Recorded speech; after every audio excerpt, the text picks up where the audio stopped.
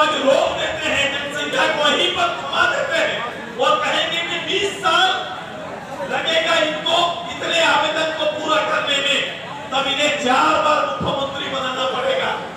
इतने घर बनाने के लिए हेमंत बाबू को 4 बार मुख्यमंत्री और आलमगीर जैसे विधायक जी को 4 बार ग्रामीण विकास मंत्री बनाना पड़ेगा। एक पीढ़ी दे देना पड़ेगा, 2 पीढ़ी देना पड़ेगा, तब जाके इस पीढ़ी का क्षण बन सकता है, ये तो नहीं बन सकता है। यही ना गणित है भाई। आप गणित सीधा है और गांव के लोग आप समझने लगे हैं कि आप ऐसे तैसे फॉर्म भरा के जो कांग्रेस की परिपाटी रही है छलने की, अब ऐसा होगा नहीं, क्योंकि अक्षर जैसा नौजवान गांव में पैदा हुआ है जो क्रांति का अब आ गया है। क्या योजना लेके क्या चल रहा है? मैया योजना। क्या योजना चल रहा है? मैया योजना। अब ये मैया योजना भरने बोला गया है कि मैया योजना का फॉर्म भरो। ये मैया योजना के तहत 21 साल के उम्र का लोगों को मैया योजना के माध्यम से 21 साल से 49 तक 1000 रुपया करके मैया योजना में सहयोग दिया गया। मैं काफी चिंतित हुआ। ये योजना तो मैंने कांग्रेस के मैनिफेस्टो में देखा नहीं था। ये योजना मैंने पूरा खोजा, झारखंड मुक्ति मोर्चा के मैनिफेस्टो में कहीं नहीं था। इस योजना को और तलाश किया, मैं सोचा कहीं लालू यादव जी के पार्टी में कहीं पर होगा, उसको भी खोल के देखा तो मैंने मैया योजना करके कहीं नहीं देखा। हाँ, झारखंड मुक्ति मोर्चा के घोषणा पत्र में देखा था, उसमें लिखा हुआ था कि हर परिवार को चूल्हा खर्चा दिया जाएगा, 2000 रुपया चूल्हा खर्चा हम देंगे और साल का 72,000 रुपया देने का निश्चय करेंगे, ये उन्होंने लिखा हुआ था। मैं बोला कहीं यही खर्चा देने की तैयारी तो नहीं है, लेकिन मेरे डॉक्टर देवचरण भगत जी से मैंने पूछा ये कहीं चूल्हा खर्चा का है दादा जो उन्होंने कहा था?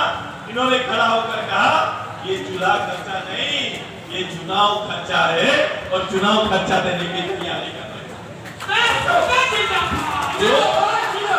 जिसका अगर मेरे में गवर्नमेंट में ईमानदारी रहता तो बजट में ये प्रतिलक्षित होता कि भाई मैं बजट में लेके आ रहा हूं योजना को, पूरे बजट में इनको लेकर कहीं पर कोई फंड डिक्लेयर नहीं है। 1 महीना के बाद चुनाव होना है, 1 महीना पहले फॉर्म भरा रहे हैं। ऐसी योजनाओं का नाम अगर चुनावी योजना ना कहे तो क्या करें, ये बता दीजिए। तो ऐसी योजनाओं से छलने का प्रयास कर रहे हैं। मैं आज के नौजवान के अनुसार सोचता हूं, मैं कहता हूं कि एक दिन में 3 दिन, मुखिया जी समझ रहे हैं कि 2 दिन 3 दिन उनका नेट काम नहीं कर रहा, फॉर्म भर नहीं रहा, डल नहीं रहा, रजिस्ट्रेशन हो नहीं रहा है। अगर रजिस्ट्रेशन नहीं हो रहा है, 3 दिन आज के दिन में कामकाज के समय जब रोपने का समय है, 1 महीना किसी के खेत में रोपने जाएगी तो 300 रुपया का इनकम होगा।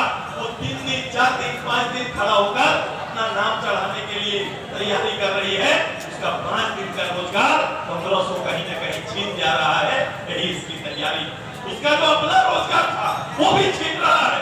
मैं कह रहा हूँ कि भाई हमें ये 1000 रुपया का दया नहीं, 30 दिन का काम का गारंटी कर दीजिए।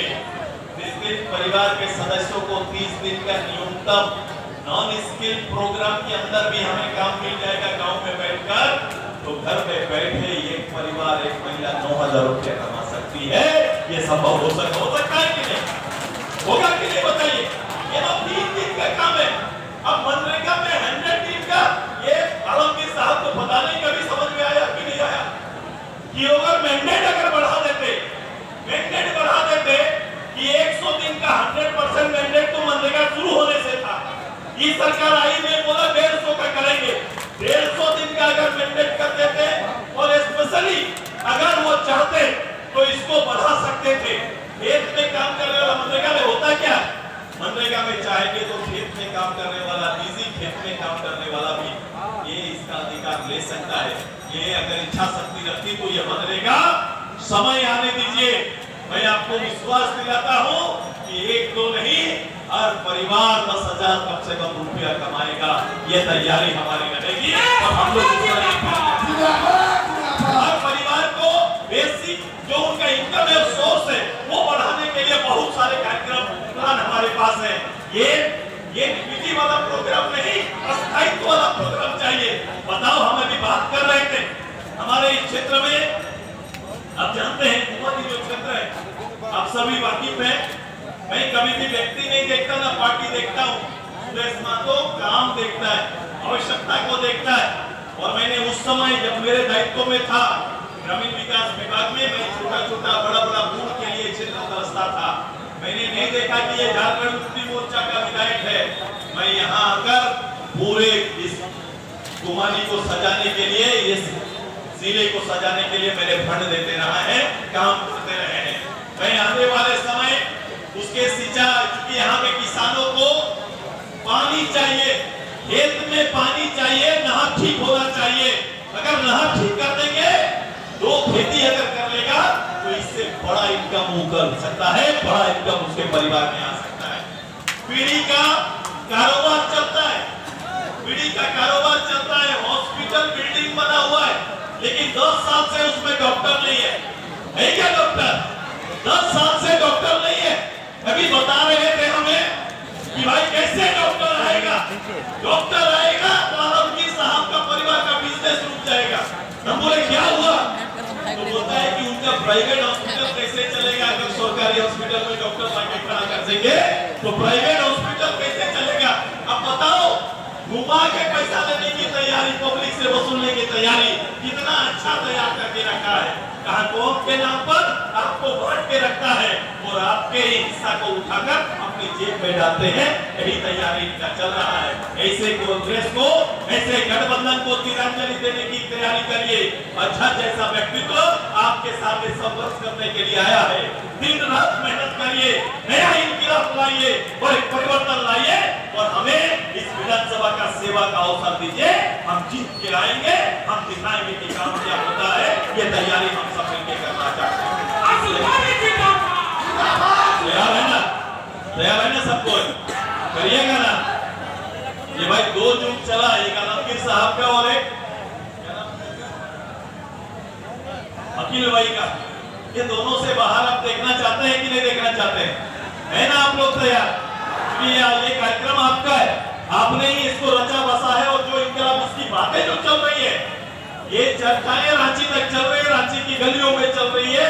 लोग कह रहे हैं कि ऐसा व्यक्तित्व आया है जो इनकलाब पैदा करने के जुनून के साथ काम कर रहा है, वो अजहर है और अजहर नेतृत्व करने का काम कर रहा है। ये तैयारी में आज आए हुए जो लोग हमसे मिल नहीं पाए, मैं उनको अपनी ओर से आभार व्यक्त करता हूँ। आइए संताल परगना के इस क्षेत्र से मजबूती के साथ अजहर जी का नेतृत्व यहाँ पर भविष्य में हम लोग कैसे लेके आए, इनके राजनीति में प्रवेश आज हम लोग सक्रिय रूप से ये कर रहे हैं। एक मजबूत नेता बनकर उभरे, ये हमारी कोशिश होगी और हम मिल के आने वाले समय यहाँ की सरकार को बेदखल करने की तैयारी करेंगे और एक मजबूत सरकार लेके आएंगे। यही बात करते हुए अपनी बात को अंत करते हैं। बहुत बहुत धन्यवाद, बहुत बहुत आभार।